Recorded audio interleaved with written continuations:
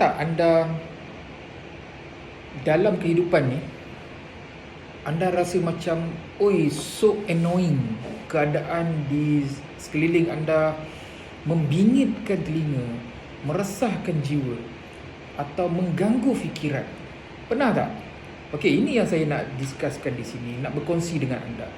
Sekiranya ini terjadi, anda ada perkara-perkara lah yang mengganggu diri kita ni, fikiran kita, pendengaran kita, penglihatan kita, annoying lah.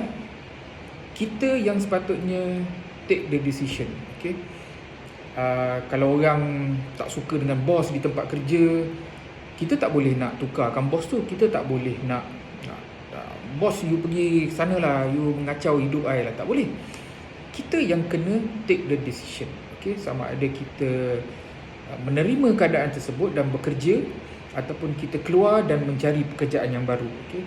Sama juga, contohnya satu lagi lah, apabila kita duduk di dalam tempat kerja, kubikel kita ataupun office kita, ada rakan-rakan di sebelah ataupun di depan ataupun di belakang kita yang so annoying, suka buka radio kuat-kuat, suka makan di tempat kerja, ataupun suka mumbling, cakap sendiri-sendiri ni kan, sampai dengar dekat kita ni walaupun duduk jauh juga. So perkara itu membuatkan kita rasa resah, annoying. Okay, so apa yang kita kena buat? Okay, kita tak boleh nak suruhkan rakan kerja kita pindah tempat lain, ataupun nak suruh dia berhenti, kan? Kacau pula air ni.